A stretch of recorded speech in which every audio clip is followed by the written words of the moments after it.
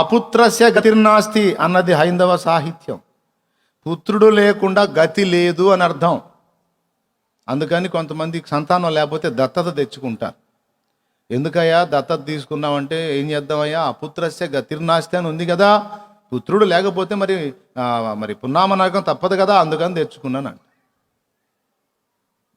ఏమండి, పుత్రుడు పున్నామ నరకం తప్పిస్తాడు, పుత్రుడు తల కొరివి పెడితే ఈ చచ్చినోడు మోక్షానికి పోతాడు అనే భావం వచ్చే విధంగా మనోళ్ళు చెప్పారు.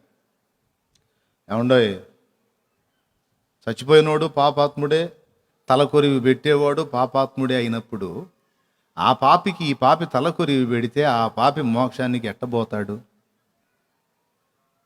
కాదు కాదు కాదు, నరకాన్ని తప్పించేటువంటి పుత్రుడెవరో ఉన్నాడు. ఆ పుత్రుడు ఈ మనుషులుగా భావిస్తున్నటువంటి పాపాత్ములైన మానవ పుత్రులు కాదు, పరిశుద్ధుడైన దేవతనయుడు. మానవుల రక్షింపను దేవుండు తన కుమారుని పంపెను, మానవుల రక్షింపను దేవుండు తన కుమారుని పంపెను, మన శరీరము దాల్చెను ఆ ప్రభు మన పాపముకు దూరుడే, మన శరీరము దాల్చెను ఆ ప్రభు మన పాపముకు దూరుడే. దేవుని ప్రేమ ఇదిగో జనులారా భావంబునం తెలియనే, కేవలము నమ్ముకొనిన పరలోక జీవంబు మనకబ్బును. యేసుక్రీస్తను పేరున రక్షకుడు వెలసినాడిల లోపల, యేసుక్రీస్తను పేరున రక్షకుడు వెలసినాడు లోపల, దోషకారి జనులతో నెంతో సుభాషలను పలికినాడు, దోషకారి జనులతో ఎంతో సుభాషలను పలికినాడు.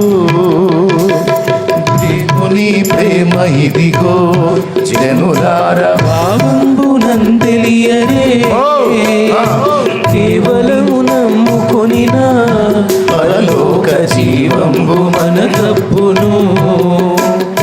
నమ్మి బాప్తిస్మముందు నరులకు రక్షణ మరిగల్గును, నమ్మి బాప్తిస్మముందు నరులకు రక్షణ మరిగలుగును, నమ్మనొల్లకపోయెడు నరులకు నరకంబు సిద్ధమనెను, నమ్మనొల్లకపోయెడు నరులకు నరకంబు సిద్ధమనెను.